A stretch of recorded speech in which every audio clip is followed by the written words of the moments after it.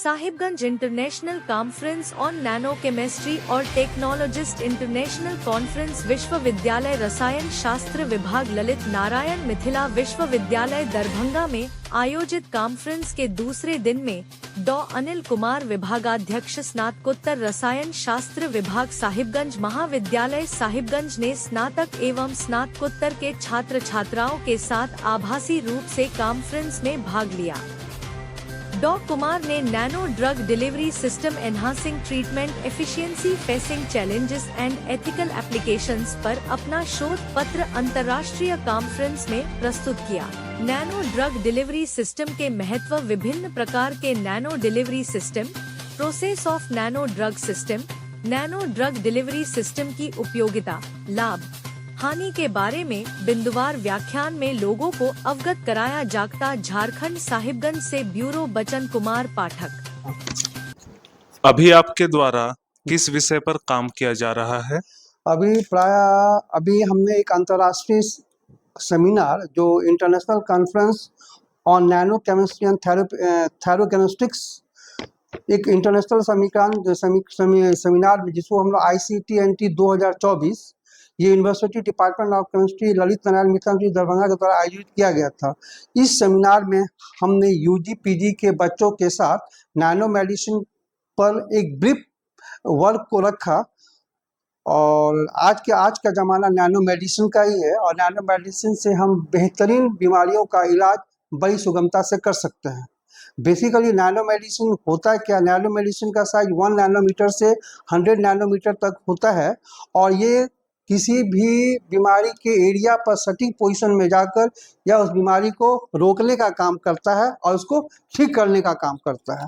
तो ये माना गया है कि पहला नैनो मेडिसिन जो फर्स्ट नैनो मेडिसिन था P-जाइलेटेड फॉर्म ऑफ एस्पैराजिन, जो कि जनरली 1994 में इसका आविष्कार हुआ था।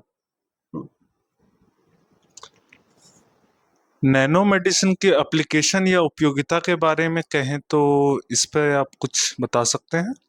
हाँ, नैनो मेडिसिन की उपयोगिता ज़्यादा ही है। इसको हम लोग ऐसे दे सकते हैं, ये किसी बीमारी को डायग्नोसिस करवाता है, ये मॉनिटरिंग करवाता है, ये कंट्रोल करवाता है और प्रिवेंटिव मेजर लाता है और ट्रीटमेंट प्लान देता है। बेसिकली इसका ड्यूटी है enabling together intervention with minimal side effect. Application of nano medicine. Nano drug किस बीमारी पर अधिकतर कारगर हो सकता है? इसके पहले हम आपको बताना चाहेंगे कि एप्लीकेशन ऑफ नैनो मेडिसिन का एप्लीकेशन बहुत तरह का है। इसको हम लोग ड्रग डिलीवरी में करते हैं, डायग्नोस्टिक प्रॉपर्टी में करते हैं, थेराप्यूटिक्स में करते हैं, वैक्सीन के रूप में करते हैं, टारगेटेड थेरेपी के रूप में करते हैं, मॉलिक्यूलर इमेजिंग की तरह करते हैं और जीन डिलीवरी में नैनो मेडिसिन का या नैनो ड्रग का हम लोग यूज करते हैं। आपने हमसे पूछा कि आपका एक सवाल था नैनो ड्रग का एग्जाम्पल किस बीमारी पर कारगर होता है? अच्छा, नैनो बहुत ही अच्छा प्रश्न है। और आज के युग में जो बहुत सारी बीमारियां जो कि ऐसी बीमारी जो लाइलाज बीमारियां हैं उसमें हम लोग नैनो मेडिसिन का यूज करते हैं। बेसिकली हम लोग कुछ मेडिसिन ऐसे हैं जैसे कि नैनो मेडिसिन है कोलैक्स, जिसको हम लोग ओवेरियन कैंसर में यूज करते हैं, ड्यूकोनोजॉन जो हम लोग की HIV में करते हैं, डोपोकाइल लिम्फोमेटस मेनिंजाइटिस में काम करते हैं, जेनेक्सटेट PM जो कि ब्रेस्ट कैंसर में हम लोग इसका उपयोग करते हैं, मॉस्क्यूरिक्स जिसका हम लोग मलेरिया में यूज करते हैं, इफेरॉल हेपेटाइटिस A में इसका यूज हम लोग नैनो मेडिसिन का यूज हम लोग करते हैं। जैसे कि अभी आपने खूबियां गिनाई, तो जैसा हम सब जानते हैं कि हर सिक्के के 2 पहलू होते हैं, तो इसके कुछ नुकसान भी होंगे, तो उनसे भी अगर आप अवगत करवाएं तो बहुत नहीं, ये भी बहुत अच्छा प्रश्न है कि हर एक पहलू के 2 बिंदु होते हैं, चाहे वो उसका उपयोगिता हो और उसका माने अनुपयोगिता हो। जैसे इसको हम लोग एडवांटेज के रूप में देख सकते हैं, इसको डिसएडवांटेजेस के रूप में देख सकते हैं। तो बेसिकली हर एक केमिकल्स का अपना एक डिसएडवांटेज होता है, लेकिन उस डिसएडवांटेजेस को छोड़कर जो एडवांटेजेस पक्ष है उसको हम लोग को कंसीडर करना चाहिए। अभी बेसिकली कुछ एडवांटेजेस जिसका ये है, ये एक प्रिसीजन मेडिसिन के रूप में काम करता है, मिनिमली इन्वेसिव होता है, इम्प्रूव्ड एफिकेसी होता है। अगर इसके दुष्परिणाम या डिसएडवांटेजेस को हम गिने तो ये हाई कॉस्ट है। अभी चूंकि इसका प्रोडक्शन कम होता है इसलिए इसका कॉस्ट हाई है। टॉक्सिसिटीज में ज़्यादा है, lack of standardize regulatory framework अभी नहीं बना है गवर्नमेंट की तरफ से, और ये challenging in ensuring safety and efficacy, जितना इसकी एफिकेसी होना चाहिए, जितना ये सेफ्टी है, इस पर अभी और काम करने की ज़रूरत है, जिससे कि गरीब मरीजों का इलाज अति सुगमता से किया जा सके। अगर नैनो मेडिसिन को गवर्नमेंट के द्वारा इम्प्लीमेंट किया जाता है तो इसमें क्या क्या चुनौतियां आ सकती है, और अभी वर्तमान समय में क्या क्या चुनौतियां आ रही है?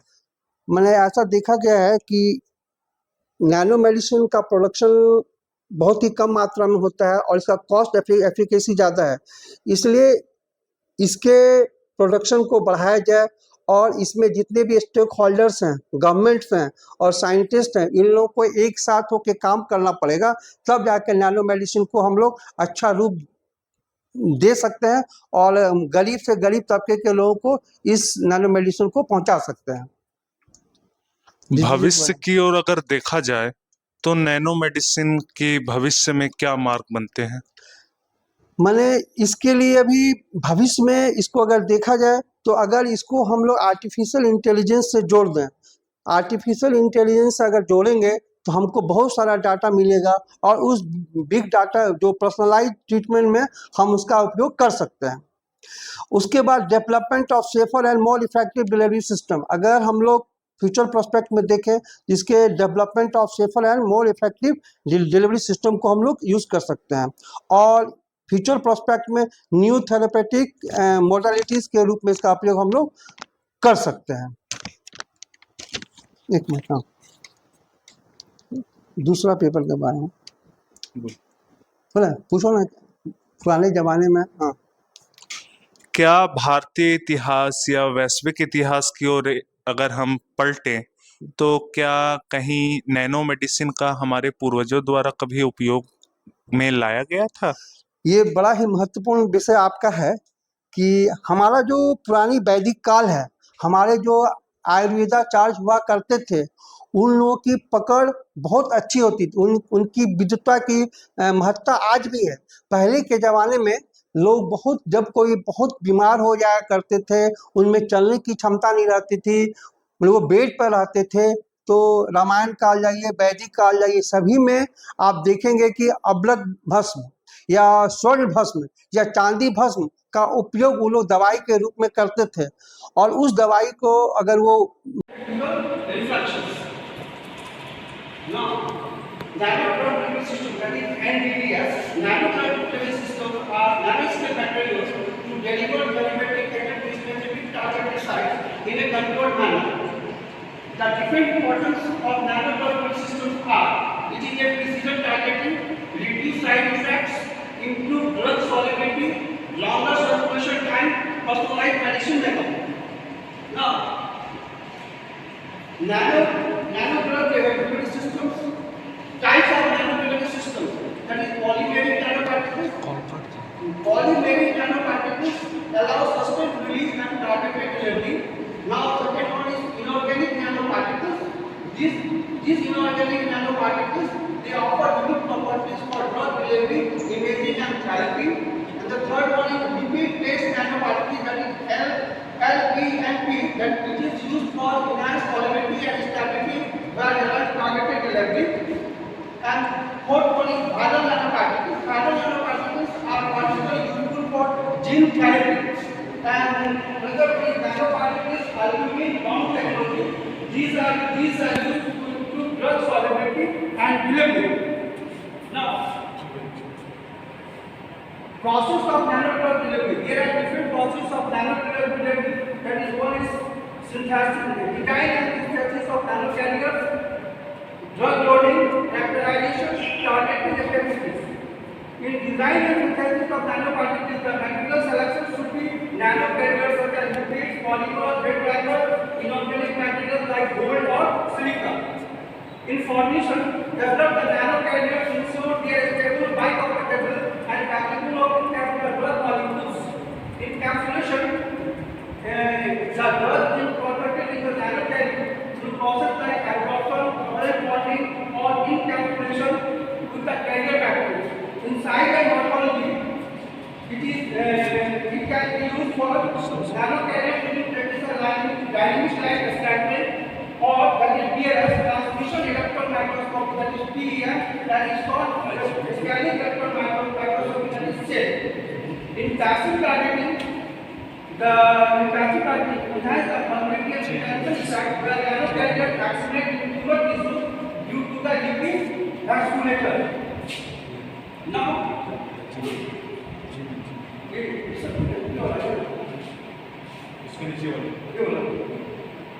what are the advantages of nano drug delivery system? That is, number one is enhanced drug solubility and bioavailability. Number second is targeted delivery. Number third is controlled and sustained release. And number four is reduced side effects and toxicity and enhanced stability and production. In enhanced drug solubility system, it is nanoparticles can enhance the solubility of cold water soluble drugs, facilitate better absorption and therapeutic efficiency. Increased bioavailability. Nanosite particles have a larger surface area to volume ratio, which can improve the bioavailability of the drugs. In targeted delivery, nanoparticles can be formalized ligands, antibodies, or peptides that specifically bind to receptors on target cells, ensuring that the drug is delivered precisely where it is needed. In controlled and sustained release, nanoparticles can be engineered to release the drug in a controlled manner over an extended period, reducing the frequency of dosing and improving patient compliance. In reduced side effects and toxicity, the targeted therapy minimizes the exposure of healthy tissue to the drug, reducing side effects and toxicity.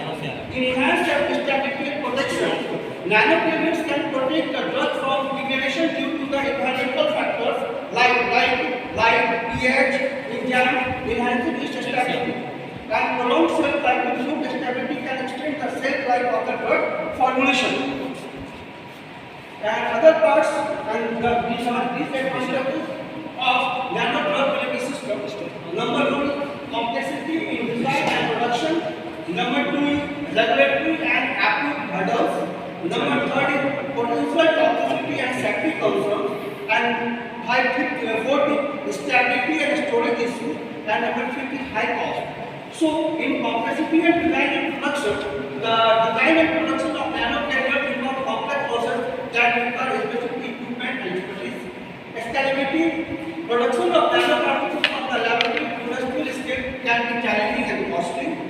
Regulatory and active hurdles in this case, regulatory framework for nanomedicines are still evolving, leading to uncertainty in the approval process. Extended approval time, the thorough evolution required for safety and efficacy can lead to the longer approval time compared to the traditional drugs. In potential toxicity and safety concerns, the small size and unique properties of nanoparticles can result in unforeseen toxicity effects, acute and chronic. In stability and storage issues, some nanoparticles may have stability issues that affect their shelf life, making storage and handling more complicated. High cost, production cost. The sophisticated technology and process required to manufacture nanocarriers can result in high in production cost. Economic burden. These costs can translate to higher prices of nanobarrels, effectively making them less accessible to the patients. Now, ethical implications of nanoparticles delivery. Now, number one is long-term effects, informed consent, privacy and surveillance, data privacy, surveillance, access and equity, cost and accessibility, global disparities, environmental impact, nanoparticles pollution, sustainability, ethical research practices, animal testing, human trials, dual use and misuse, dual use control, biosecurity. These are the ethical concerns regarding the nano drug delivery system, and there is a practical impact will be there, ethical research practices should be there, dual use and misuse of the nano drug delivery should be there, privacy and surveillance should be there. Now, what are the different challenges of nano drug delivery system? Now, number one is the technical challenge. In technical challenge, manufacturing complexity producing nanocarriers involves sophisticated techniques that can be difficult to scale up from laboratory to industrial production. Now, reproducibility, ensuring consistent size, shape, and surface characteristics of nanoparticles across batches is challenging for business efficacy and safety. Now, biological behaviors. Student na sir. Immune system clear. The body immune system can recognize and eliminate nanoparticles using their therapeutic application.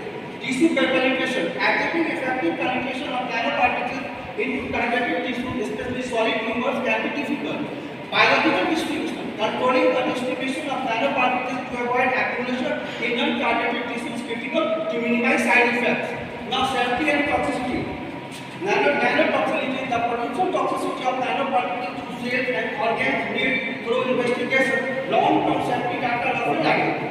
Bioaccumulation, understanding and mitigating the risk of nanoparticles accumulating in the body over time is essential. These are the challenges for nano-drug delivery system, that is NDDS. These are the references from where we got this material. So this is all about iPad nano drug delivery system. So thank you all of you. This is from my part. So thank you.